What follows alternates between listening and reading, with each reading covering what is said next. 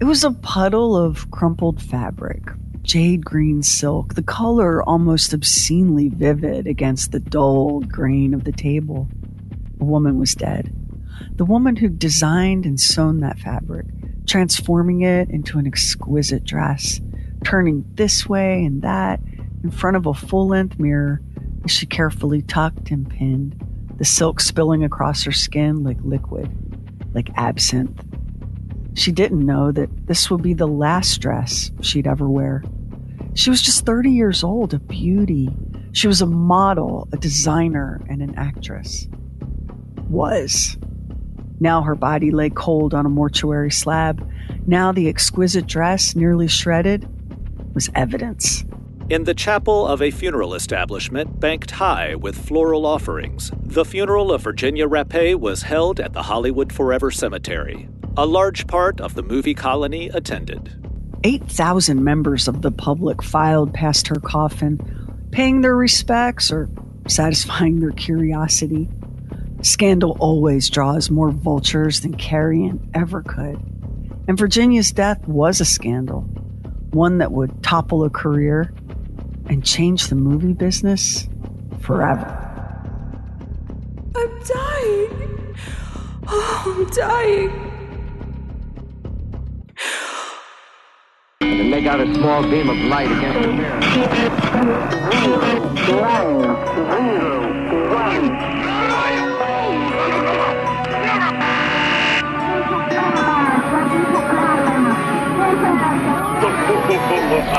Truly weird stuff. Roscoe Fatty Arbuckle, the popular motion picture actor, has been arrested on a charge of murdering Virginia Rappe, also a well-known film actress, following a party at Arbuckle's suite at a hotel in San Francisco. Statements concerning the death are contradictory. The era of silent films was in its last decade when Virginia Rappe died on September 9th, 1921. She wasn't a star like Mary Pickford or Dorothy Gish, but she was a working actress with more than a dozen film credits on her resume, and the future looked promising. And she was engaged to be married. Virginia had come a long way from a chaotic early life in Chicago. Her mother, Mabel, was a showgirl. I never knew my father. They called Mabel Rappe the queen of Chicago's Chinatown.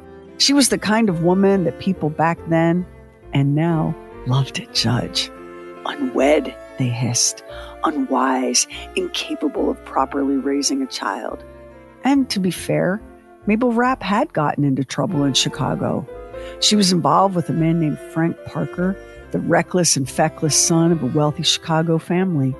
Parker ran with a wild crowd of equally rich black sheep bad boys and was eventually busted for check forgery and jailed. You know how it goes with stories like this, though. Parker was eventually released from jail. Charges were dropped for lack of evidence, and with a big assist from his family's money, Parker managed to slowly work his way back into the good graces of his father and polite society. Things didn't go that smoothly for Mabel, who'd also been arrested for passing the bad checks given to her by Parker. After giving birth to Virginia on July 7, 1891, Mabel moved with her mother and baby daughter to New York City. There was work there on the vaudeville circuit, and it was a chance to shed the notoriety that came with being Frank Parker's girl.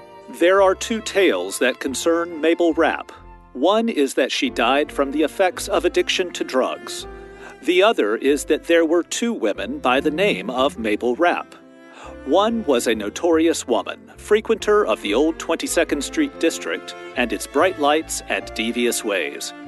The other was the quiet, beautiful artist-model mother of Virginia Rappe.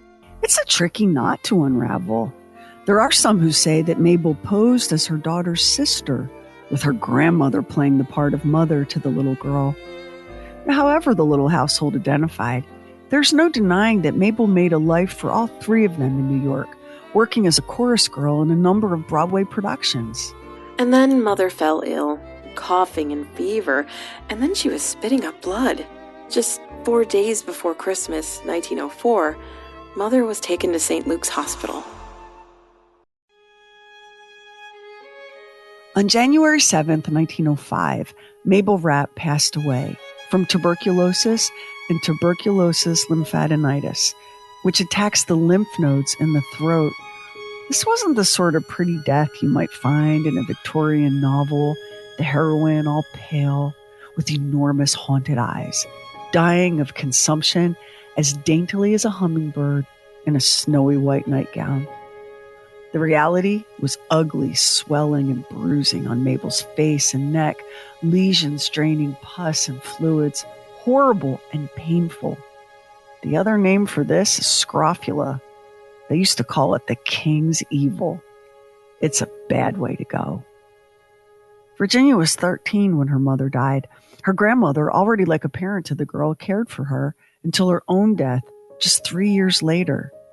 At 16, Virginia was already obsessed with the idea of going to Hollywood to work in the movies. She was pretty, but lots of girls are pretty. Virginia, though, was the kind of pretty that the camera liked. She began working as a model back when the department stores routinely put on fashion shows, and she was shrewd, changing the spelling of her last name, adding an E to separate herself from her mother's unfortunate reputation in Chicago as a check-kiter. Virginia was planning ahead for stardom, hoping to thwart any tabloid reporters who might try to link her back to Mabel. Virginia was 18 when she moved to San Francisco, where she immediately found modeling work and, they say, love. His name was Robert Moskowitz, and he was a dress designer who was tragically killed in a trolley car accident shortly after the couple became engaged, which was probably reason enough for Virginia to pack up and move again, this time to Los Angeles. Virginia auditioned for and won a sizable part in director Fred Balshofer's silent film, Paradise Garden. Her co-star was the actor Harold Lockwood. A story of a young man raised on a secluded estate until he was 21, so he could face the world without having ever seen a woman. With Virginia Rappe, a most beautiful woman playing a vampire who tries her utmost to tempt the superb young man to evil. Based on the great novel by George Gibbs. Whew. Lockwood was a star, and the novel was a bestseller, and Virginia Rappe was finally on her way to a career in the movies. Just 1 year later, in 1918, Virginia Rappe was named the best-dressed girl in pictures. And it appeared that she'd succeeded in completely reinventing herself. Gone was the fatherless orphan, daughter of the late queen of Chicago's Chinatown. The Los Angeles Times called her A society girl. Thank you very much. A society girl who just accepted an offer from one of the big dogs of the silent film era. Henry Lerman, actor, screenwriter, producer, director, the first ever to direct the legendary Charlie Chaplin. When he met Virginia Rappe, he was heading up the Sunshine Comedies division at Fox Film Corp. So clever has Virginia proven herself in the art of creating laughter that Mr. Lerman will probably place her under a long-term contract to appear in important parts in many of his future productions. And then some. Lerman's film A Twilight Baby was released in 1919 and was called by many one of Lerman's best. To Mr. Lerman, Virginia Rappe represented the ideal of fresh American girlhood, and he consistently refused to take no for an answer. And Miss Rappe, in addition to being an heiress in her own right, is the owner of more than 800 acres of the richest oil lands of Texas. Since her wealth is computed in the millions, it may be gathered that financial considerations had little bearing on her decision to make at least a temporary entry into the field of motion pictures. You know the old saying, believe none of what you hear and half of what you see. Henry Lerman fell in love with Virginia Rappe. He wanted to make her the star she'd always dreamed of becoming. And Virginia fell in love with Henry. The relationship seemed to change her in dramatic ways. She began living a much quieter life, sharing a lovely white bungalow with an old family friend who acted as chaperone and housekeeper. Virginia had seen life. Her eyes were wide open to its pitfalls, the edges of which her beauty was always leading her. When it comes to making it as a movie star, though, beauty is in the eye not of the beholder, but of the camera. I couldn't make her a star. Her beauty does not film. There is beauty, and then there is beauty. Many are its varieties, its lights, its shades, and its colors. Some of it loses its color, its line, and allure when seen through the limited mechanical eye of the camera. Others were less kind, saying things like, The reason for the collapse of Lehrman's star plan was that Virginia lacked talent beyond that of being able to display clothes, face, and form. Look, Hollywood is a real bitch, and it always has been. But Virginia was taking her shot, and from all accounts, doing pretty well for herself. She decorated her bungalow with all mahogany furniture. She stayed fit, living, those who knew her said, a wholesome life. She was frequently spotted by neighbors hiking in the Hollywood Hills with her little bulldog named Jeff. She and her chaperone often spent weeks at a time staying with Henry Lerman at his home. It seemed that the chaos of her early life was all but forgotten, that she had managed a near impossible transformation. Years spent working as a model had softened and refined any coarse edges. She'd lived in Chicago and New York and even Paris. In Paris, Virginia is said to have outdone even the famous French models in her individuality of costume. She introduced the fur anklet, pink pantalettes that showed below her skirt, and the colorful fruit bouquet. Virginia was one of the first women to wear furs in the summer. She was known for her strange jewelry. She originated the knee watch and adopted the ankle bracelet. Virginia made an art of getting dressed. She was soon advertised as the Tuxedo Girl because of her originality in adapting the idea of a man's tuxedo coat into a woman's street suit. She traveled from France to South America, where she met one of the wealthiest planters in Argentina. That man was smitten, showering her with gifts and a fortune's worth of jewels. The man even followed her back to New York, pleading with her to marry him and return to Argentina to live in luxury. Virginia gently refused. He's nice enough, but old enough to be my grandfather. Henry Lerman, though, that was another story. He was an older man, too, but only by 10 years. He was a rich man, accomplished and famous, and Virginia was head over heels. She gifted Lerman a pair of platinum cufflinks engraved, To Henry, my first and last sacred love. This could have been the beginning of a real Hollywood-style happy ending. Scrappy urchin reinvents herself as a glamorous society lady, finds love, and settles down into a life of movie premieres and champagne. But real life seldom sticks to a script like that. Henry Lerman headed east to direct a new comedy. Virginia remained behind in California, keeping close to home. She was said to have very few close friends, but did occasionally socialize with the man described as her manager, Al Semnacher. Semnacher was mostly known for identifying and developing young women who dreamed of becoming movie stars. He'd hustle them through photo shoots and into casting directories. At home, though, his life was a misery. He was estranged from his wife, who'd moved her lover into the house the couple still shared, leaving Semnacher to watch another man playing the role of husband in his own home. It had to have been utterly humiliating for the man. But with Henry Lerman away, Virginia had time on her hands. So when Al Semnacher called with an invitation to join a little group he'd put together for a motoring trip over Labor Day weekend 1921, it sounded like a fine idea. Virginia packed a suitcase and was picked up early on the morning of Saturday, September 3rd. Well, there were two men, Al Semnacher, his son, Carol, myself, and a woman I'd never met before. She was introduced to me as Mrs. B.M. Delmont, a beauty specialist. She told me I was to call her Maud. Our destination was her home in Fresno. The motor trip turned into a picnic affair, with lots of sandwiches and coffee packed away in a lovely hamper. The little group arrived in Fresno, but didn't remain there. They instead made the journey to San Francisco and checked into the Palace Hotel. We were at breakfast when a page approached our table and handed me a note. It was an invitation to the Hotel St. Francis, where Fatty Arbuckle was staying in a suite. Virginia had met Arbuckle before, though only casually.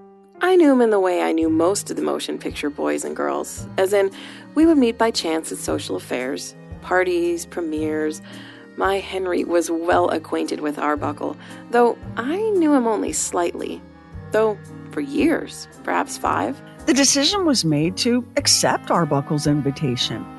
Virginia dressed for the occasion, slipping into a dress she'd created herself, a rich silk crepe in deep jade green.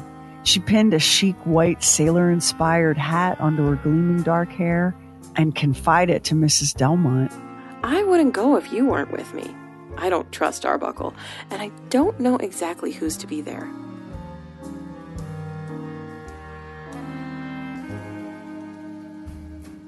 Roscoe Fatty Arbuckle greeted his guests wearing pajamas and a deep purple velvet robe. A most informal host, but when you're a star, they let you do it. And Arbuckle was a real deal star, not just one of the most popular stars of the silent film era, but one of the highest paid. He found the stage early at age 8, and that was a good thing because Arbuckle's father despised the boy from the moment he was born. Arbuckle was a big baby, a really big baby, 13 pounds at birth. Both parents were small, slightly built people. Arbuckle's father took one look at his jumbo-sized infant and decided that nope, no way was this howling baby behemoth his. In a fit of temper, he insisted on naming the baby Roscoe Conkling Arbuckle, after a philandering, no-good, dirty dog of a politician that his father loathed. You can only guess at what sort of childhood Arbuckle had, and if you guessed unhappy, you'd be right. He was teased and tormented over his weight. That's where he got tagged with the nickname Fatty. He lost his mother before his 12th birthday. Mrs. Arbuckle never fully recovered her health after giving birth to Roscoe. It had been difficult and deeply traumatic, leaving her with numerous chronic health issues. She died in 1898. Arbuckle's father was already in the wind, having abandoned the family. Young Roscoe then was shipped north to live with his father, who owned a hotel in Watsonville, California. But by the time Roscoe arrived, the hotel had been sold. His father was gone, and the child was on his own. Finding him sobbing on the street, a local family took pity on him. And since the boy's father wanted nothing to do with him after that left Fatty Arbuckle to support himself with whatever odd jobs he could find. Motherless, fatherless, now mopping floors in a hotel and singing to himself while he worked. A hotel guest heard him and was both shocked and dazzled by his voice. You should do something with that, the guest urged. There's an amateur talent show. Come perform. Come on, do it. That hotel guest wasn't just being polite. The great opera singer Enrico Caruso once told Fatty Arbuckle that he should give up this silly comedy nonsense and sing. Caruso said that Arbuckle truly could have been the second greatest singer in the world. But destiny had other ideas, and anyway, praise from the legendary Caruso was off in the future. Right here and now, 12-year-old Fatty had a talent show to enter. This was the kind of talent show where the audience was in charge. Acts they liked were applauded. Acts they didn't like were booed and yanked off stage by an enormous shepherd's crook. You know, a long stick with a C-shaped hook at one end. Little Fatty Arbuckle stood on that stage and sang his heart out. The audience hated it. The booing began, and Arbuckle spotted the shepherd's crook emerging from the wings. The boy panicked and did a diving somersault straight into the orchestra pit. The crowd went wild, and Fatty Arbuckle's vaudeville career was born. By By the time Arbuckle was 15 years old, he was a seasoned singer, magician, and acrobat, appearing in vaudeville shows up and down the West Coast. He was cast as a movie extra in 1908 and very quickly found steady work in what they called one-reels. These were short films, usually no longer than 12 minutes, that were hugely popular during the era of silent films. 5 years later, Arbuckle signed a contract with Max Sennett's Keystone Studios and became a star. 3 years later, Arbuckle branched out into writing and directing as well as acting. By the time he sent that invitation to Virginia Rappe to join him at the St. Francis Hotel in San Francisco, he'd appeared in well over 300 films, directed 100 more, and those are just the ones where he received formal credit. He was more than famous. He was beloved and rich beyond anything he could have dreamed in the days when he was scrambling for odd jobs just to survive. He may seem a fool on the screen, but he is no brainless man in real life. Incidentally, he does not consider his fatness a comic asset. He never uses it to get laughs in pictures, he says earnestly. He believes comedies should be played straight, relying on the situation for the comedy. Oh, Roscoe Fatty Arbuckle was a star. More popular in his time than even the great Charlie Chaplin. He was the first actor to score a $1 million paycheck. He lived in an opulent 20-room mansion in Los Angeles, staffed by a whole squadron of servants and stocked with premium liquor, and this during Prohibition. He bathed in a gold-plated tub, owned a fleet of luxury cars. Even his pit bull terrier, Luke, was famous. And Fatty Arbuckle gets to claim a comedy first. His 1913 film, A Noise from the Deep, includes the very first instance of a person taking a custard pie to the face. The way that I am fighting to not go down a rabbit hole of silent black and white movie pie-throwing mechanics. Help me! Okay, I can't stop myself, so really quick. If a blonde was getting hit with a pie, because remember, these are black and white movies. If a blonde was getting hit with a pie, they mixed blackberries with flour and water and then topped it with whipped cream. If the target was a brunette, they swapped out the blackberries for lemon meringue. All pies to be thrown were baked with a double crust. Tin or glass pie plates were never ever used. There was too much risk of someone getting cut or injured. Okay, that's it. It is not stretching it to say that Fatty is one of the hardest working men on earth. He not only writes and acts, but cuts and assembles his comedies.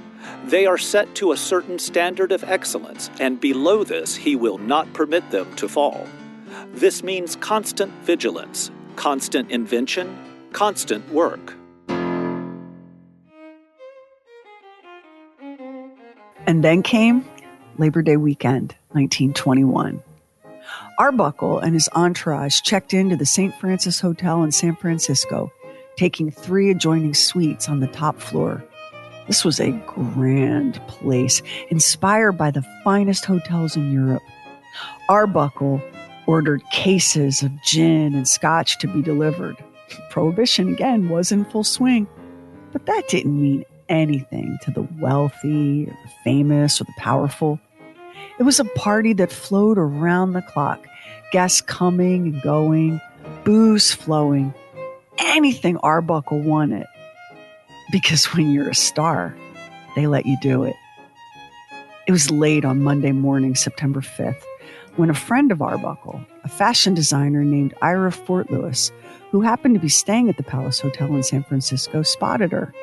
Fort Lewis gestured for a bellboy and pointed to the table where Virginia Rappe was seated with her companions, asking, "Who is that lovely, chic young woman?" "That's Virginia Rappe," came the bellboy's response. Once back at the St. Francis, Fort Lewis mentioned having seen Virginia, who was known to most in Arbuckle's entourage, and the invitation to drinks was promptly written and delivered. I'll go up there, and if the party is a bloomer, I'll be back in 20 minutes. There were showgirls and the usual kinds of hangers-on that can always be found orbiting a big star like Fatty Arbuckle. A Victrola had been commandeered, and the song "Ain't We Got Fun" floated beneath the hum of laughter and conversation. Rappe's friends were sipping orange blossom cocktails and chatting. Virginia needed to use the restroom, which was occupied in room 1220, so she made her way to the adjoining room, 1221, only to find her new friend, Maud Delmont, having a moment in there with the actor Lowell Sherman.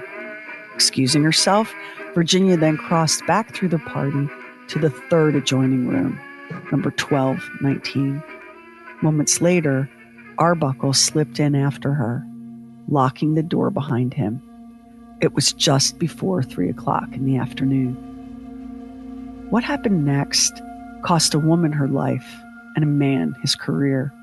And though the case was tried 3 different times, the mystery of what really happened in room 1219 remains a frustrating puzzle. Too many conflicting accounts, too many questions regarding the cause of death, so much scandal, making justice a nearly impossible goal. Mrs. Maud Delmont went to the San Francisco police on September 9th to report a murder. Her friend, Virginia Rappe, had been violently assaulted and died as a result of severe internal injuries. And the man responsible, said Maud Delmont, well, that man was Hollywood movie star Fatty Arbuckle. Arbuckle was already back home in L.A., and upon getting the news of Virginia Rappe's death, a late-night meeting was convened at Sid Grauman's Chinese Theater. Also present, Arbuckle's Labor Day weekend buddies, and Virginia Rappe's manager, Al Semnocker. Odd. Who knows what was said that night, but it sure had the appearance of men getting their stories straight. The San Francisco District Attorney, Matthew Brady, convened a grand jury the very next day. Arbuckle was indicted for manslaughter. Brady didn't even wait for autopsy results, and he ignored the grand jury's indictment and moved forward with a felony murder case against Arbuckle instead. A death penalty felony murder case. As Brady told the press, following the assault, Miss Rappe died as a direct result of the rupture of her bladder.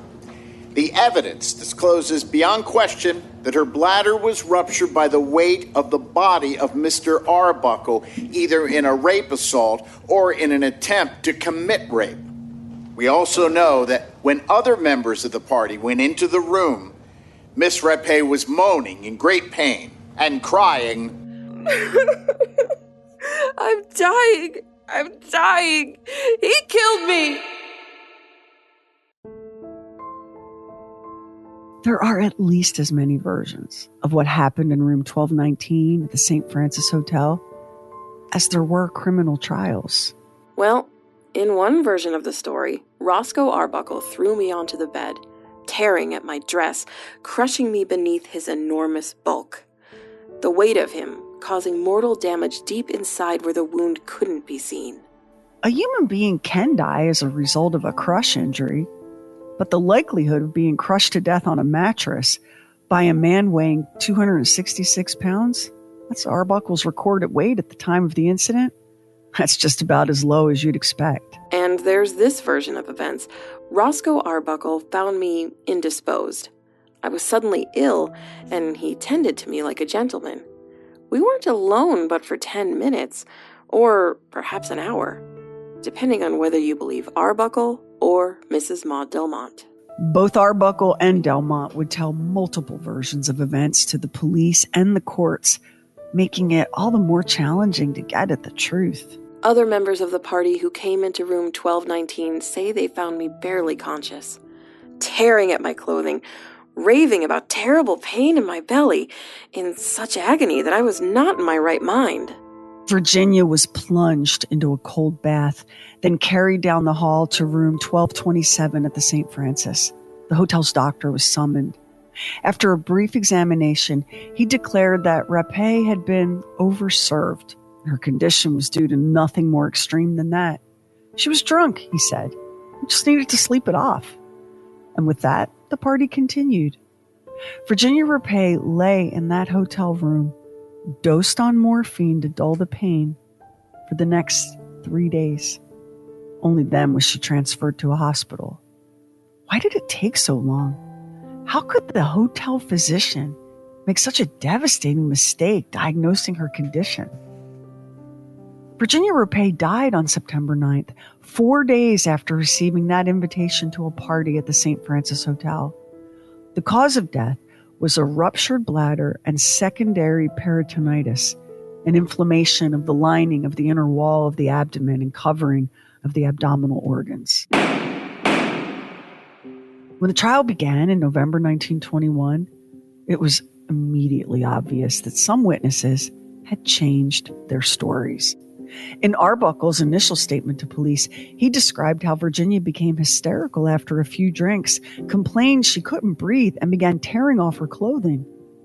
On the stand, though, Arbuckle described a different version of events. He told of finding Virginia sick in the bathroom of his hotel room, vomiting, and in such distress that he helped her to the bed and went back to the party in search of help. Al Semnacher, Virginia's manager, also told 2 different stories. He told the grand jury that Arbuckle had been alone in the room with Virginia Rappe. And then he testified under oath that Arbuckle had never been alone with Virginia, and further, that she was in the habit of just getting drunk and ripping her own clothing off. Then there was the expert testimony. Dr. Shields illustrated on a blackboard how bladder injuries might result from hysteria or alcoholism. 2 other medical men, Dr. Bryan and Dr. Zumalt, said that ruptures under certain conditions might be purely spontaneous. According to the NIH, the National Institutes of Health, bladder rupture is common in cases of blunt or penetrating abdominal injuries. But spontaneous bladder rupture is extremely rare, which is not the same thing as impossible, but in this case, it's kind of close. Roscoe Arbuckle is a good witness in his own defense. Arbuckle was never at a loss for an answer. When he sensed the danger in a query, he relied on the simple statement that he could not remember. Several times, he rose from the witness chair to demonstrate, clearly and carefully, just how he picked the girl up from the floor, how he laid her on the bed, how she was tearing at her clothing when he re-entered the room. He faced the battery of eyes as serenely as he ever faced a camera. There was no apparent effort to evade any question. And it was also noted that Arbuckle showed no emotion whatsoever at the mention of Maud Delmont, whose report to the police had brought all of this down on his head. As for Delmont herself, the prosecutor didn't dare let her testify. In the rush to charge Arbuckle, DA Matthew Brady didn't do a deep enough dive on Maud Delmont's credibility. The ink had barely dried on Arbuckle's indictment when it came out that Delmont had an extensive record of criminal fraud and was a bigamist on top of that. Delmont would never get near the stand, not in any of Arbuckle's 3 trials. Now, Arbuckle denied responsibility for everything, including the party itself. He testified under oath that he didn't even know there was going to be a party until guests began arriving. He did admit to drinking alcohol and acknowledged that he wasn't wearing much more than underwear and a robe. And then there was the whole situation involving the ice.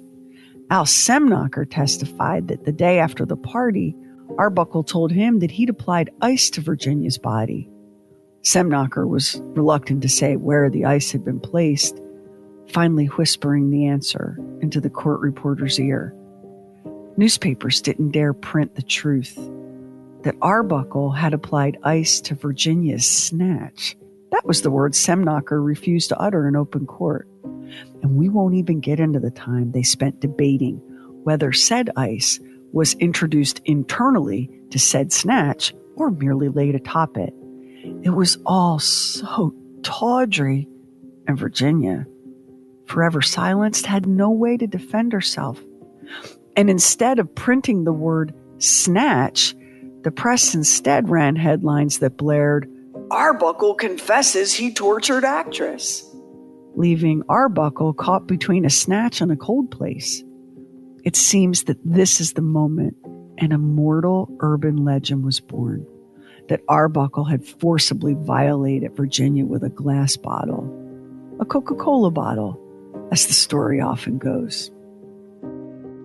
The jury deadlocked, 11-1 in favor of acquittal, and a mistrial was declared. Arbuckle pleaded for a second chance to prove his innocence. And so the second trial of Roscoe Fatty Arbuckle in the death of Virginia Rappe began on January 11th, 1922. This time, the defense didn't put Arbuckle on the stand, though many of the star witnesses from the first trial were back with different stories to tell this time. Showgirl Zay Prevost claimed in her earlier testimony that she'd heard Virginia wailing. He hurt me. Well, she said that was something the prosecution forced her to say. Other witnesses also seemed less certain, less reliable on the stand. Feeling confident, the defense didn't even bother to make a closing argument. The jury, once again deadlocked, this time 9-3 in favor of conviction. Arbuckle left the courtroom, his movie studio, and his public having turned their backs on him. This was the most shocking fall from grace that Hollywood had ever seen, and it wasn't over. The third trial began on March 13th, 1922, with a new defense team. Their strategy? Attack Virginia Rappe's background and medical history. They ordered a woman who worked as a midwife to be deposed. She claimed that she'd cared for Virginia through multiple pregnancies. As Virginia had no children, this was code for multiple abortions. Even though the defense never called the midwife to testify, her deposition was damaging. And there was no evidence or no proof to back up her claims. Other witnesses took the stand and talked about Virginia's numerous venereal diseases, no evidence of which had appeared in the autopsy. Virginia was portrayed as a woman of loose morals, reckless behavior, drunk, and promiscuous. Just one more slut trying to ride a star's coattails. It took the jury all of 5 minutes to return with a verdict. Roscoe Fatty Arbuckle was innocent of all charges. The following statement was signed by every juror. We feel that a great injustice has been done him. There was not the slightest proof to connect him in any way with the commission of a crime. He was manly throughout the case. Manly throughout the case? Jury say what? Manly throughout the case, and told a straightforward story on the witness stand which we all believed. We wish him success and hope that the American people will take the judgment of 14 men and women who have sat listening for 31 days to the evidence that Roscoe Arbuckle is entirely innocent and free from all blame. The American people were like, nope, not happening. It was over for Fatty Arbuckle. Once Hollywood's biggest star, beloved by millions, Fatty never really had a chance to test the public's forgiveness because Hollywood stepped in and threw their golden box office boy to the wolves to save itself. The public had been completely transfixed by the 3 Arbuckle trials. Couldn't get enough sordid details. The jolly fat clown crushing the body of the fragile starlet. That fragile starlet, just another harlot. All of Hollywood depraved and debauched, coming for the innocence, the pure and sweet morality of hard-working, salt of the earth, decent, godly Americans. As 1921 drew to a close, months before that third jury would acquit the king of the silent film comedy, the heads of a dozen Hollywood studios got together and offered Will H. Hayes a job. Will Hayes, once President Warren G. Harding's campaign manager and now Postmaster General of the United States. Hayes hailed from the Indiana heartland and looked every bit the granite-chiseled Presbyterian elder that he was, which made him almost the polar opposite of the major studio heads, all of whom were Jewish and immigrants. Critics of Hollywood weren't subtle about their anti-Semitism. You still hear those same vile rants today. And then there was the nativism. How dare these immigrants come to America and pollute the culture? Those rants are good and loud now, too, more than 100 years later. The movie studios offered Hayes a staggering salary, $100,000 per year, to head up a new organization called the Motion Picture Producers and Distributors of America. The idea was simple. The movie business would censor itself before anyone else could. It was a solid strategic move because the federal government had been nosing around looking for an excuse to slap down some regulations of their own. Between that and Hollywood's firm desire to keep the feds from looking too closely at their business practices, can you say monopoly? Well, best to at least look like virtue was a goal. With the public clutching its pearls over the shocking testimony in the first Arbuckle trial, Hollywood knew it had to clean up its act. Hayes' first task, under pressure from Adolph Zukor, the president of Paramount, was to sacrifice Fatty Arbuckle and then take the fall for it so the studio wouldn't have to. Hayes obliged, and Arbuckle was finished. Movie theaters around the country banned his films. Hayes' office was bombarded with letters and telegrams, all demanding that Fatty Arbuckle be made an example of what happens when anyone, even a star, so gravely violates the moral code of this nation. Not too long after, the Hollywood power establishment had the audacity to be surprised when their chosen watchdog, Will Hayes, turned around and bit them. Hayes released his now infamous list of movie don'ts and be carefuls. Any content that might inspire criminal behavior or be deemed immoral or offensive is prohibited. Heck, nothing even morally ambiguous can be shown.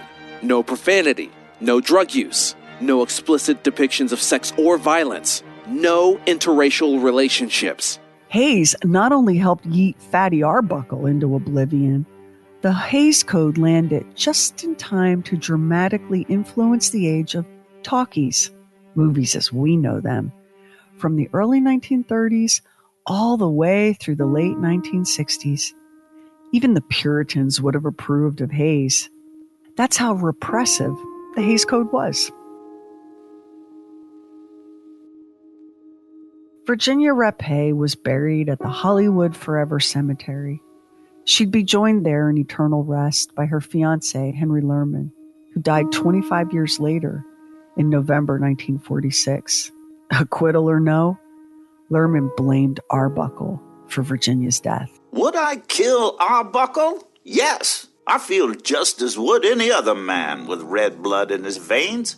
I will not deny that I've said I would kill him if we were to meet. Now remember, Lerman had directed Fatty Arbuckle in films, had reportedly told the man to stay away from the women's dressing rooms. There are some people who are a disgrace to the film business. They get enormous salaries and have not sufficient balance to keep right. They are the kind who resort to cocaine and opium and who participate in orgies that are of the lowest character. They should be driven out of the picture business. I'm no saint, but I've never attended one of their parties. Virginia's friends were decent people, and I know she would not have associated with anyone she knew to be vile. As for Fatty Arbuckle, that acquittal didn't matter. He'd spent a fortune on his defense. Then, any hope of a comeback was destroyed by Hayes, doing the bidding of his studio bosses. Arbuckle was drinking heavily. In the wake of the scandal, he bought a nightclub in Culver City and tried to make a go of that. Even with some of his famous friends loyally showing up in support, the stock market crash of 1929 put an end to it. He tried returning to vaudeville, but with mixed success. Using a pseudonym, William B. Goodrich, he managed to work as a director, but he longed to be back in front of the camera. Warner Brothers was willing to give him a shot, finally. but he died in his sleep of a heart attack in 1933. He was 46 years old.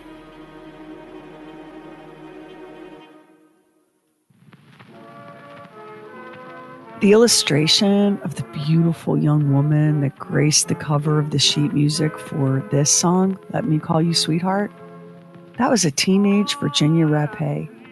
She died too young and too soon, whether Fatty Arbuckle was responsible for her death or not. Because we don't know. Not really. We'll never know for certain, no matter which verdict we believe. And you can't say that fate doesn't have the most wicked sense of humor. These two lives, so similar in so many ways. Virginia and Roscoe. Children abandoned by their fathers. Children made motherless at such young ages. Both of them gifted with talent and abundance. Both making their way to Hollywood and somehow, despite crazy odds, succeeding. We watched Virginia and Fatty with a feeling of dread. Watched them spinning in their separate orbits, drawing closer and closer together until they collide in tragedy and scandal, and maybe even murder. Hollywood has tried for more than a century to dress up the fact that wealth and fame can be such a poison, more intoxicating than any bootleg liquor. Go ahead, fame whispers. Who would dare stop you from taking your pleasure, says wealth. Because when you're a star, they let you. They let you.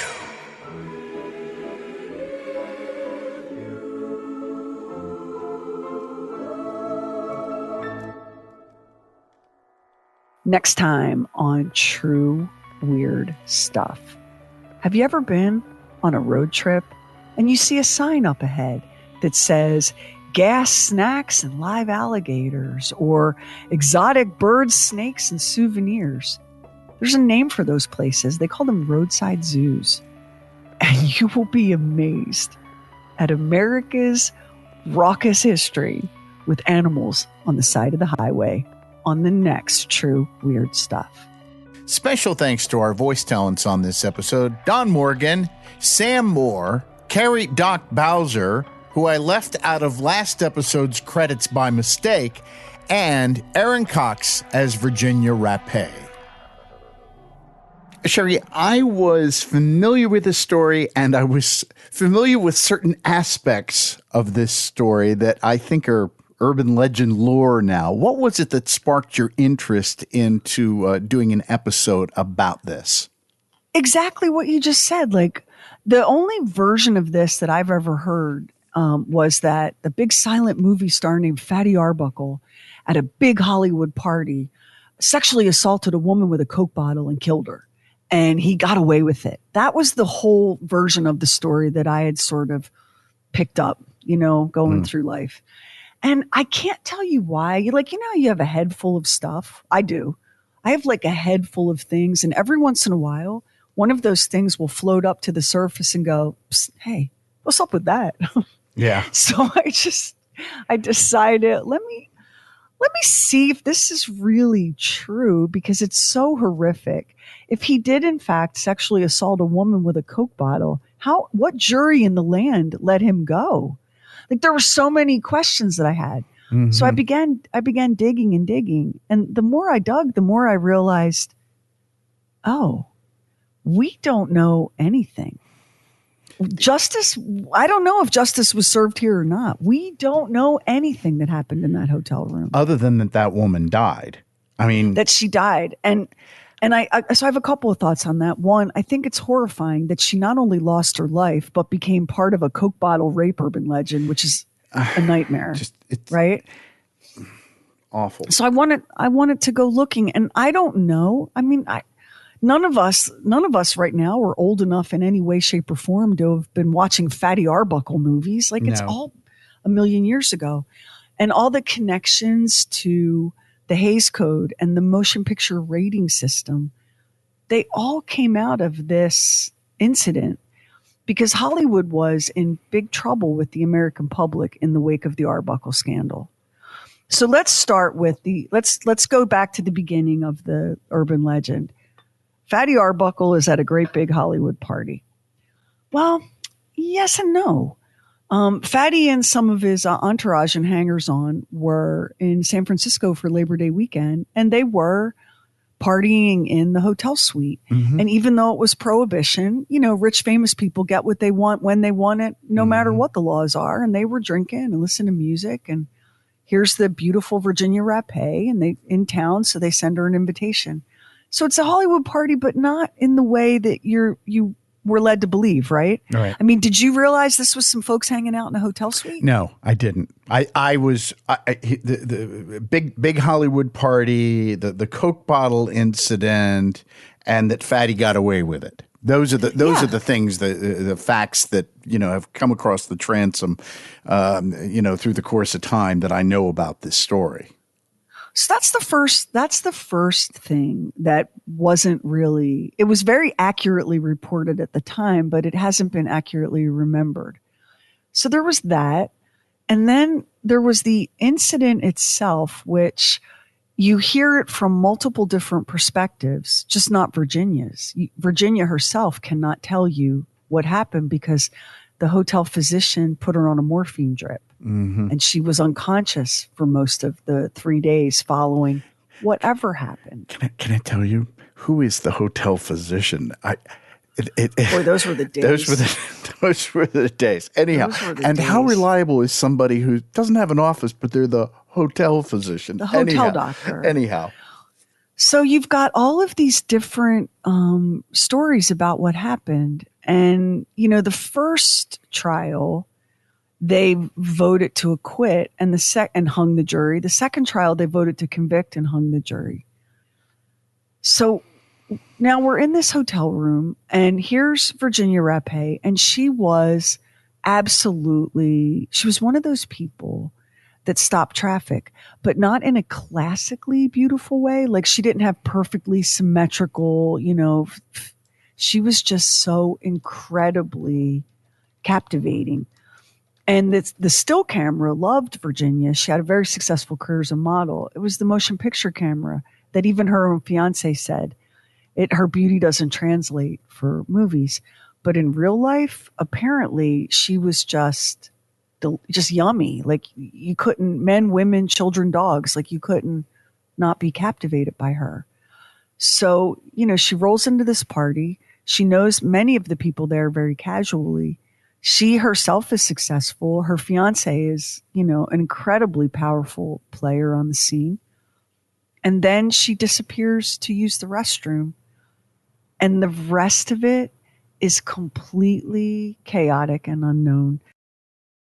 So as soon as you dig and you realize, well, nothing about this story fits the urban legend, But part of the reason that urban legend caught hold is because with the stock market crash and the Great Depression, Hollywood had to be really careful. And during the Prohibition years, Hollywood had to be really careful to not seem so out of touch with Heartland America. I mean, you had Fatty Arbuckle making so much money. Do you know what $1 million paycheck was back in the early 1920s? Like $50 million today? Yeah. You had these beloved movie stars openly defying the laws against liquor. They were, lewd and lascivious and promiscuous and all of the things people complain about now. And the content in movies was a lot more risque than you would have thought it would have been. We think that risque stuff didn't come along until much later, but actually they were doing some stuff in there that was, you look back and go, wow, I'm really surprised prior to this incident. And the studio heads were troubled because they could see that they had a public relations problem. They called it the Hollywood movie colony. I used those words in the beginning because that's what they called Hollywood back then. They called it the movie colony. And as movies were transitioning from the silent era to the talkie era, people, money was tight, Great Depression.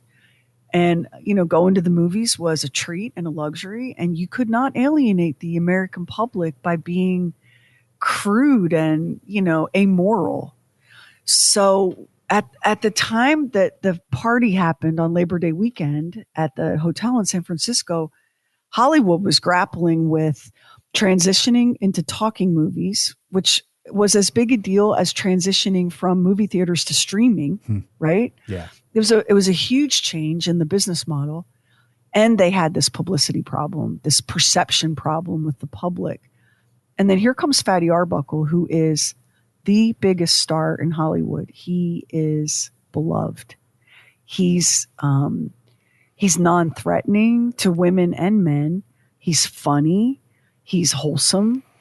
You know, he's perfect for Hollywood. And then he's suddenly drunk in a bathrobe and a woman is dead.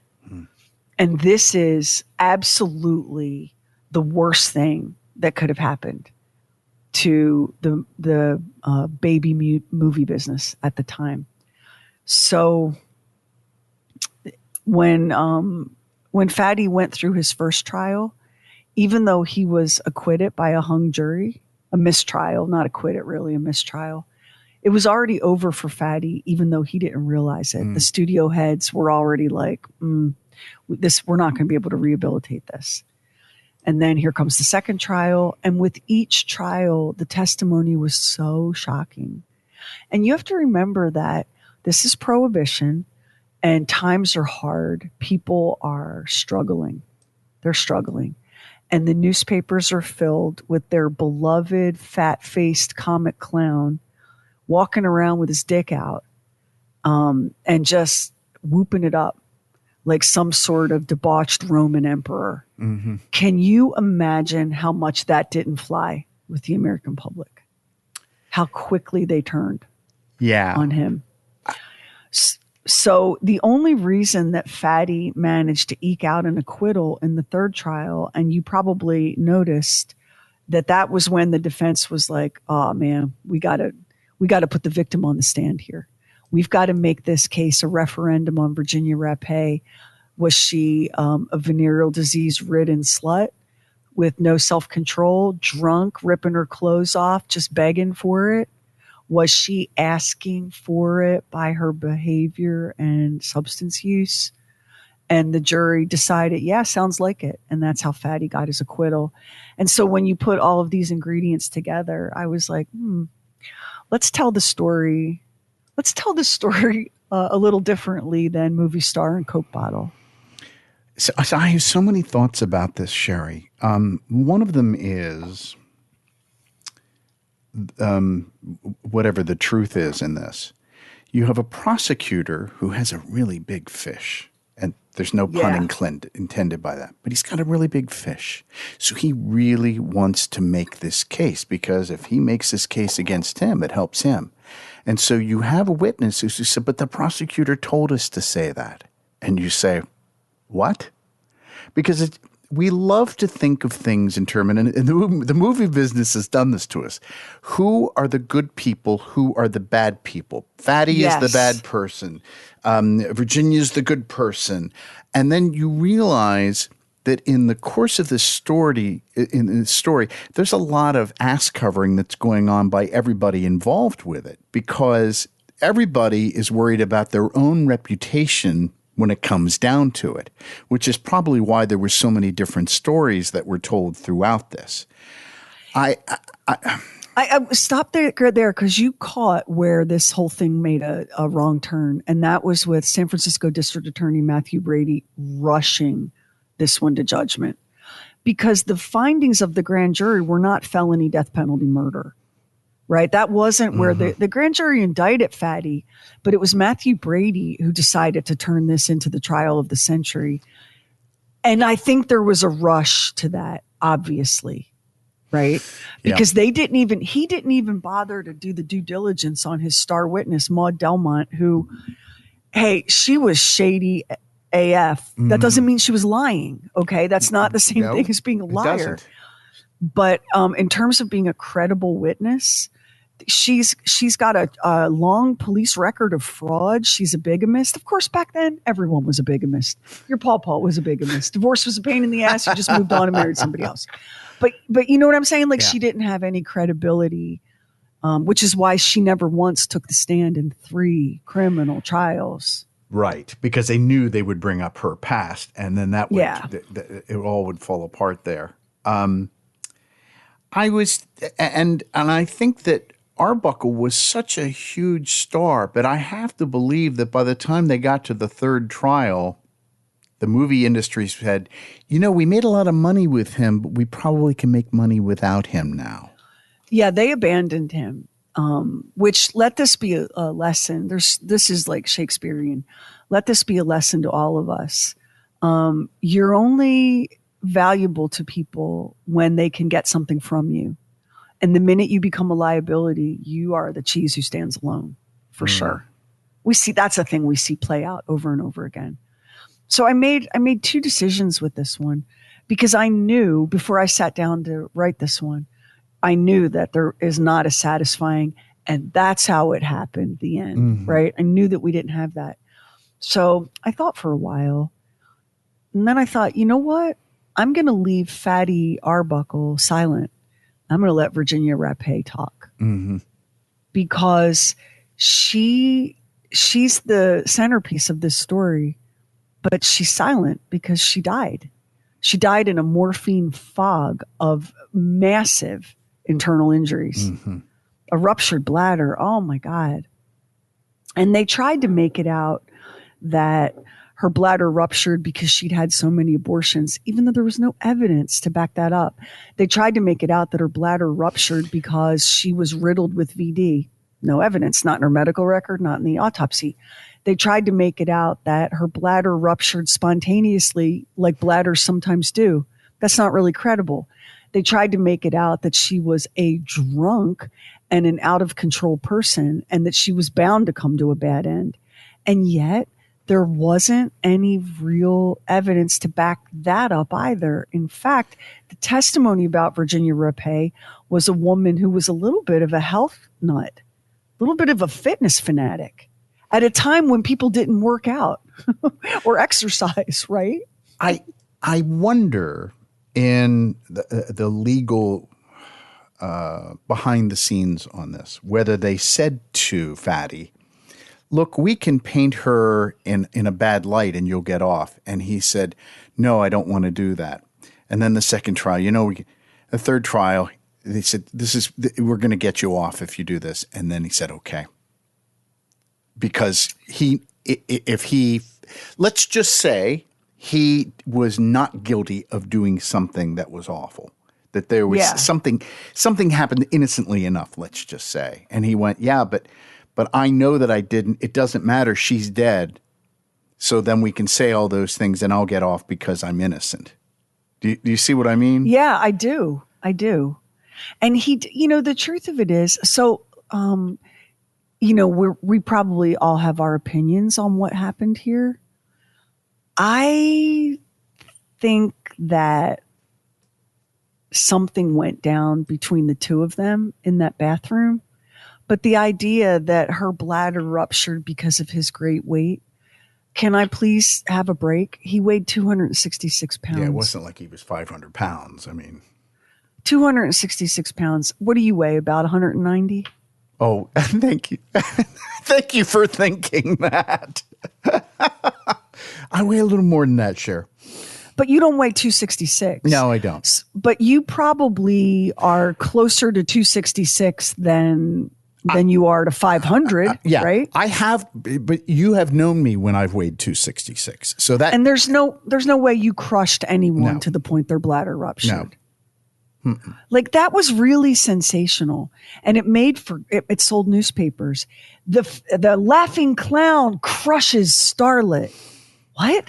You people are animals. I can think in listening to the story I had, and I'm not going to mention what incidents happened, but there's been incidents that have happened that have been big news stories like this, where things have happened and everybody rushes in and hangs their little cause on the story. You know what I mean? Yes, yes. And so everybody says, hey, listen to me, I think this. And so you end up having this very muddled mess. that's on your hands, and everybody has an opinion about it based on the little information that they've gotten.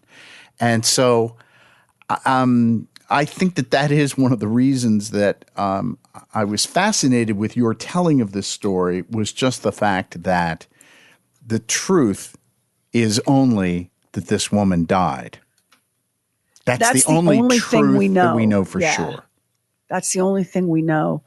And there was no, like, over the years, if you've brushed up against this story, you may have heard things like, you know, that he was like an asshole, like a brute, and she was a drunken starlet hungry for fame. Neither of those things are true. Not really. He was allegedly a very easygoing, gentle sort of a person who was at pains to make good work and not just make fun of himself for being overweight. And while Virginia won it, I mean, obviously she was ambitious. You don't pull yourself up from the life where she began to the life she had without ambition. But she was successful. Mm-hmm. And she was happily engaged and had her own home. And so the characterizations on both sides are not, they don't really feel in any way based in truth. Right. And I did not come into this story to be a Fatty Arbuckle defender at all. But I thought it was interesting how similar their lives were. Mm-hmm. And it made me think a lot about the kind of people that are drawn to chasing fame and stardom. You know, people who need the love of an audience because they've not had the love. And that's a broad characterization, and it's not true for everyone, right? But very often, you know, you'll have a lot of sad Hollywood stories like this. Orphaned, cast out by your father, you know, judged by society. And then suddenly the audience loves you. That's what happened for Roscoe, Fatty Arbuckle. Virginia was pretty self-made. And the other thing in this story is just how much bullshit is always being floated. Virginia was a Texas oil heiress. Where'd that come from? Can I tell you one of the most interesting things about this? She was born in 1891. So she was approximately 30 years old. She turned 30 the year that she passed. I don't know exactly whether she was 29 or 30. But on her plaque for her grave, it says she was born in 1895, which is kind of the most Hollywood thing ever. You don't lie about your age. You don't cop to your age, which I thought was an interesting little aside in this. No, it's true. There's so much that's like fuzzy. Mm-hmm. And of course, back then, you know, we didn't keep, we might have tried to keep records, but they were paper records, and, you know, things get lost and misplaced. And so there are questions about both of their early lives. I came away thinking, first of all, I came away just so sad for Virginia, who her manager, Al, what a dick, right? Right. He threw her under the bus. I came away thinking that something nefarious went down. I just don't know what. And that, and not just because they all met at Sid Grauman's Chinese Theater, you know, where the stars put their handprints and footprints. Mm-hmm. That's where that is. Yeah. And Sid was alive and well back then to host this meeting. They all met at a Get Your Story Straight meeting. But of course, you would do that even if you were innocent. Yeah. Right? I mean, let's say that Max is falsely accused of murder or manslaughter. We're going to get together and talk about it. Yeah. That doesn't make him guilty, right? No. And people's recollections are the least reliable evidence in a criminal trial. I mean, it just is. You say, but there's the truth. There's the truth the way you perceive it to be. Even if nobody was doing anything that they were purposely trying to be deceptive, the truth is the way you see it, the way you hear it, all of those things. And that comes into play with this as well. Well, and keep in mind that everybody involved here had an agenda. Al Semnacher, he was not like a power player in Hollywood. He was kind of, he was kind of a hanger, kind of a C student hanger on who was being humiliated on the daily by his wife. And he suddenly finds himself at the big table with Fatty Arbuckle and all these powerful players. Do you think that Al Semnocker wouldn't say whatever he had to be part of that boys club? Yeah, that's true. Because you realize, hey, here's a moment.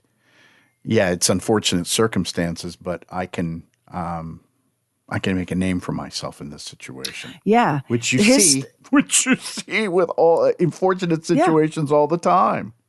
He changed his story after that little meeting.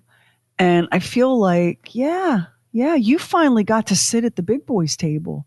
You finally were one of the power players. And as human beings, that whatever other temptations the devil has on the menu, that proximity to power, that feeling of being part of the popular table, boy, that is an express lane to hell, is it not? You see so many people go down like that. Mm-hmm. You do. So he was garbage. And had Henry Lerman, Virginia's fiance, not been in New York directing a movie, there's a very small chance that Virginia would have been in San Francisco that day at all. I mean, she just had her manager invited her on a little outing, little road trip, and why not, right? She's home alone. Why not go? So you see the way, destiny is moving you toward these tragic outcomes. And I looked at all of the ways, what can cause a person's bladder to spontaneously rupture and you die. So blunt trauma is one. That'd be a car accident or a really bad fall or a terrible assault. A penetrating trauma. I know you're thinking that means intercourse, but a penetrating trauma is like a stab wound or a gunshot, right? You can have, you can hurt yourself. You can be injured during childbirth, which happened to Fatty Arbuckle's mother. You can have cancer, for example, that would make the bladder wall weak and more susceptible to a rupture. Diabetes. She didn't have cancer or diabetes, so we can rule those out. She hadn't had radiation therapy. That wasn't a thing. There was no indication that she had a bladder disease, but alcohol intoxication can be a factor in the spontaneous rupture of the bladder. It can. So then you're like, okay, they were drinking orange blossoms. How many orange blossoms? How intoxicated would you have to be to find yourself in that situation? And if that was the case, let's say that Virginia had some health issue that had gone on with her bladder, her pelvic area. There were people who testified that she had had some sort of ongoing health issues in the past that caused a lot of pain, and that she would, they described it as abdominal pain, but that could be pelvic, right? Mm-hmm. Is it possible that all of this terrible tragedy was the result of an ongoing chronic medical condition that got tipped over the edge by alcohol intoxication, and she was not given appropriate medical treatment because the hotel doctor apparently learned how to be a hotel doctor from a comic book. So she wasn't given appropriate medical attention, was not taken to the hospital as she should have been, and she died unnecessarily, and a man's reputation, career, and life were destroyed. That's a possibility. That's as much a possibility as he crushed her with his 266-pound bulk and then raped her with a Coke bottle. Well, if we've learned anything, Sherry, the press from this era certainly took a lot of license with the ways in which they reported incidents. I mean, a surprising amount, an astonishing amount of license. The last thing I thought, when I went into this, I was like, Fatty Arbuckle, I am coming for you. I'm going to wear you like a suit. The last thing I thought would happen would be to arrive at the end of this going, oh my God, Virginia, I'm so sorry. And I don't know what happened, but there's a possibility that what happened to you was only tangentially connected to this man. There is that possibility. Mm-hmm. What do you think, Max? Yeah, I mean, and that is a possibility as well. Like I say, I don't know if anybody's good or bad in this, but I know that there's a lot of seedy characters as a part of the story. That much I do know for sure. And when you find those kinds of characters, they generally are not going to tell the truth. There was one interesting thing that you said about him, Fatty Arbuckle, that I recognized from the John Candy documentary, and that is, despite the fact that he was overweight, it was not the thrust of his comedy. Just John Candy was the same way. He did not like his weight to have anything to do with the material he was doing or the entertainment. It's too easy of a laugh. And even during the silent era, he knew that. So I thought that was an interesting little thing that I noticed that they had in common. I was talking to my mom about this episode. And so my mom is obviously older than me. That's how that works. But my mom, she's like, I hate that man. He is a disgusting pig who deserves to burn in hell for what he did to that girl. So I said, well, what, because my mom's not old enough to be in the silent movie era. Right. I was like, well, what do you remember ever hearing about that? And she said that it was this big Hollywood party and he attacked her like an animal. Okay, that is the legend. That is the story. And so when I finished it, I was like, Mom, there's more to this than we ever knew. And there's a possibility. I think you have to hold open space for a possibility that this guy really was in the wrong place at the wrong time. Mm-hmm. And my mom said, no. He's guilty. because the movies have taught us there are good guys and bad guys, and we have to pick a side, And I wanted the world for Virginia. She was a really special person. She was special as a kid. People that knew her in childhood were like, she was so lovely and so focused. She was a gifted dress designer. She was a successful model. Was she a great actress? No. There's not one person in Hollywood that would say that Virginia was a great actress. But she was a working actress, right? Was she ever going to be a giant star? Probably not. But she had a checklist of dreams and she made most of them come true. And she probably would have lived a very long time as, on the fringes of Hollywood's power players. And she was also very much her own person.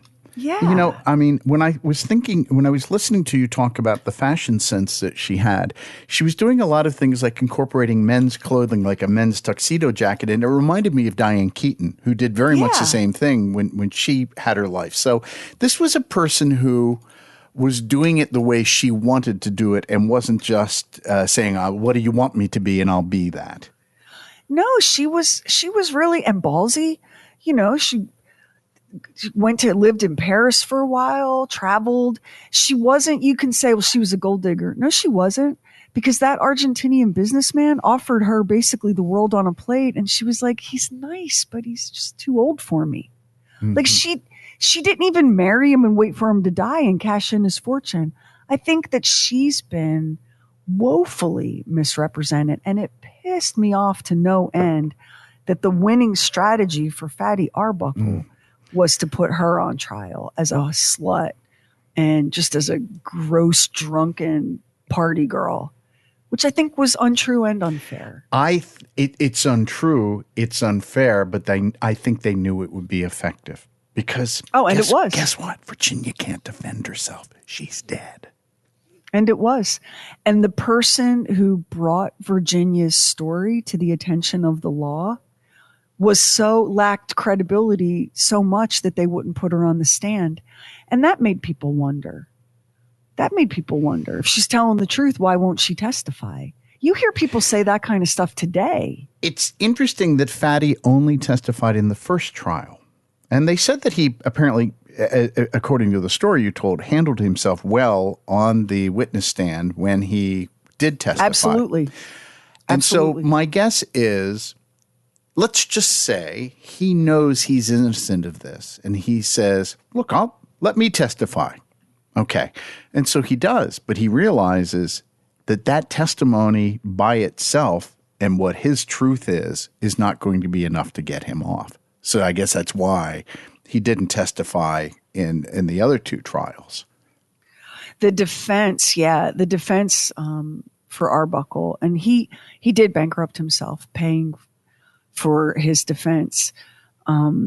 They realized that they could not have a third mistrial. They had to get an acquittal for this man, and they did it at any cost. And there's something else I want to say about Fatty Arbuckle, and it's something that you, Max, have mentioned when we've talked about other big celebrities facing scandal. Arbuckle's willingness to bankrupt and destroy himself, proving his innocence, I think says something. Because we look at how many other famous people, when faced with disgrace and scandal, have settled the shit out of that out of court.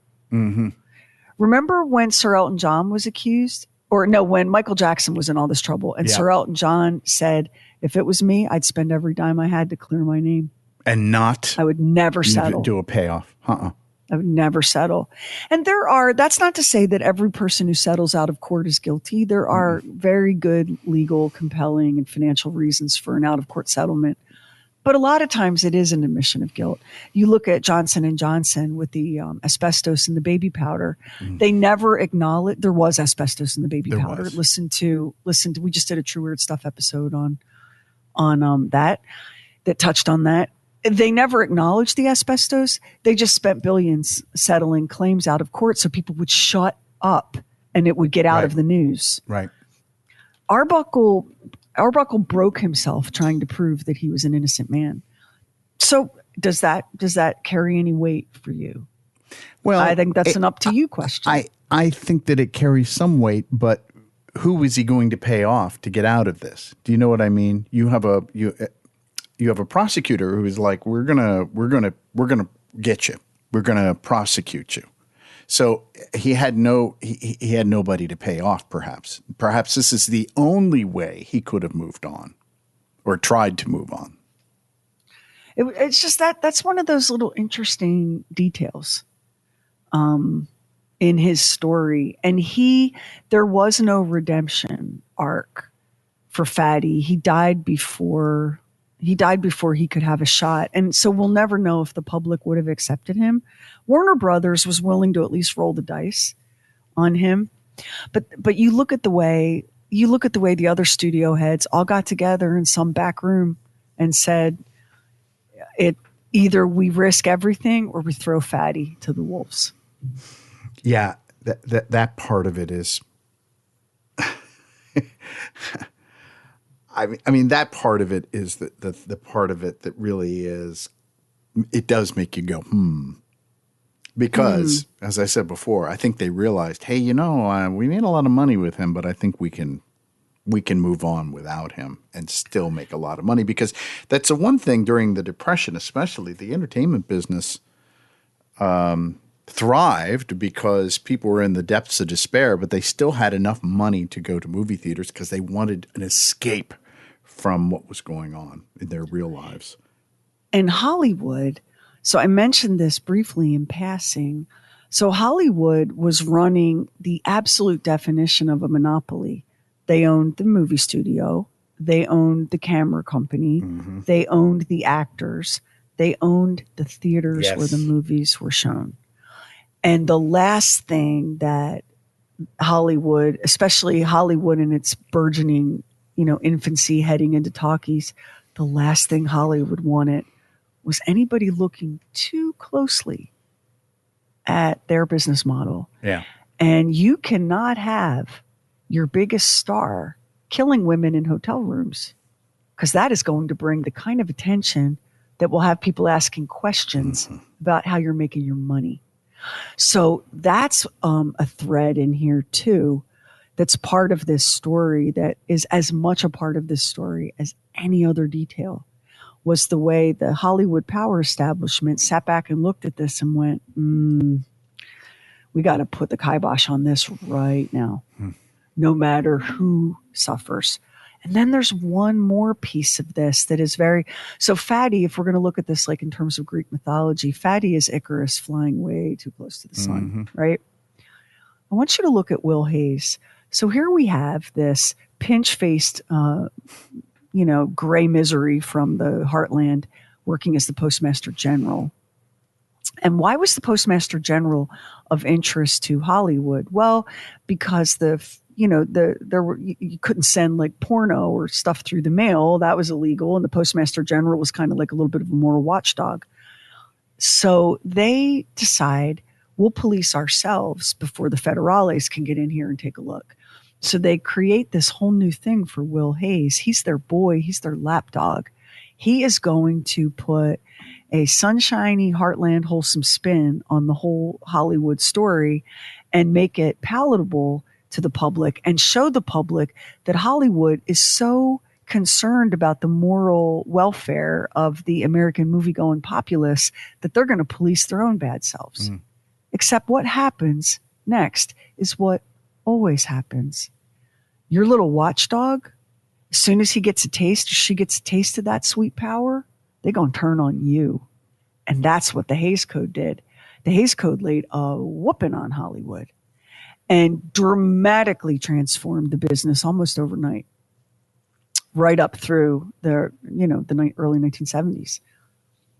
So the industry, like everybody here has this mythic twist in the story. Will Hayes gets plucked from obscurity and becomes a man who most people don't know his name, but he becomes an individual with more ability to influence and shape American pop culture than you can even imagine, right? So that's his mythic arc. Then, of course, there's Fatty flying too close to the sun, Virginia, the sacrificial lamb to the slaughter, and the Hollywood power establishment getting a good hard lesson in making their own Frankenstein, who then turns on them. I think that's why this story has always kind of stayed in my head, because it's mythic in scope and frustrating in facts. Yes, it is.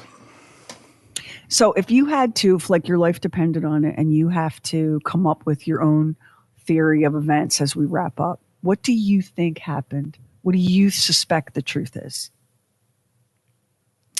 It's very difficult to say because the circumstances of her going to his room are still a little murky. Do you know what I mean? That part of it. And then she went up to his room. What were the intentions of all of that? Did he rape her?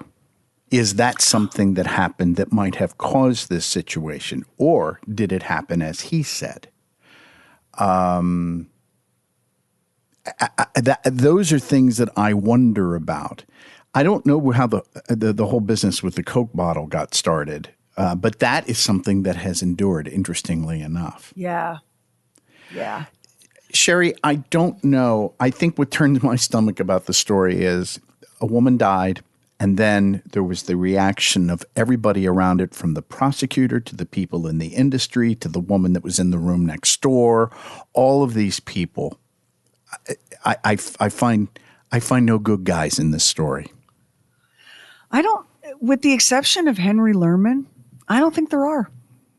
And so here's the thing that will break your heart. So Henry and Virginia were engaged, and he never married. Interesting. And he is buried beside her at the Hollywood Forever Cemetery, which tells you that was real. That was a real deal love story right there. And he never forgave. He never let go of the idea that Fatty Arbuckle had murdered his fiancée. That was his take on it. When I look at the facts as we have them, and the facts as we have them are not necessarily the actual full facts, right? But the facts as we have them is there she is eating breakfast, and she's spotted by this Ira Fort Lewis, who knows who she is, and tells Fatty, "You'll never guess who I saw at the Palace Hotel. It was Virginia Rappe." And Fatty and his entourage are like, "Virginia, send a note over to the palace. Let's have her around for a drink." Hollywood people hanging with Hollywood people. You know how that goes. Yeah. We see that in our news feeds every day. And so what does Virginia say? "I wouldn't go if you weren't with me, Maude and Al, because I don't know that I trust him." Yeah. Does that sound like a woman who's like, "Oh, booze, count me in," right? This was not some party girl hanger-on as she was portrayed to be. No. So she seemingly was very much her own woman. And on her, it's like her own life, had her own beautiful home and a future and everything. So I don't know that Fatty Arbuckle murdered Virginia Rappe, and I don't know that he didn't. But I do know this: he was ultimately acquitted, because, as is our custom in this country, when it's sexual assault, it's the victim who's on trial, not the perpetrator. And that's a story as old as time. Boy, howdy. So, sorry that we don't have, it's kind of like when we do a Bigfoot episode and we can't present Sasquatch at the end. Like, we can't tell you. We don't have a definitive tell you what answer, happened that's here. for sure. But maybe now that you've listened to this story, the next time you hear, "Oh, yeah, didn't some silent movie guy kill a woman with a Coke bottle?" You'll go, maybe, but a Coke bottle didn't ever appear in the original events. It was ice.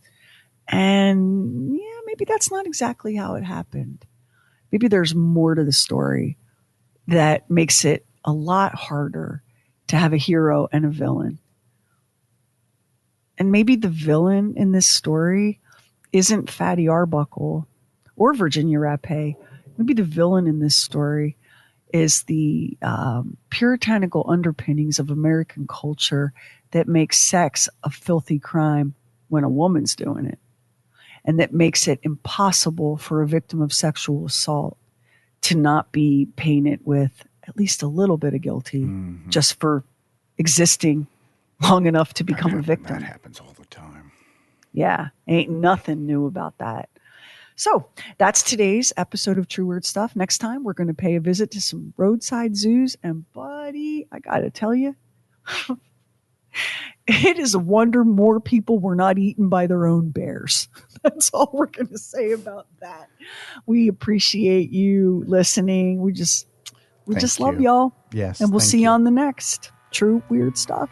And if you listen to us on Apple Podcast, hit the plus button in the top right corner, and now it helps an independent podcast like ours to get discovered. And we really appreciate it if you subscribe, rate, and review True Weird Stuff. Hit our website, trueweirdstuff.com, for show notes and photos and videos when we have it, and bonus content. Everything True Weird is waiting for you at trueweirdstuff.com. And follow True Weird Stuff on Instagram. True Weird Stuff is a Now Media production. Our executive producer is Anthony Garcia. The show is written and hosted by me, Sherry Lynch, along with my deeply weird director, Max Sweeten. Our equally odd producer is Carrie Bowser. Additional production by the mysterious Stephen Call. Our digital witch and social media cult leader is Heather Furr. Original graphics by Kevin Nash. Original artworks by Olivia Axlin. True Weird original music composed and performed by Jack Griffin and Zane Nash. Copyright 2025 Now Media. All rights reserved. All wrongs remembered.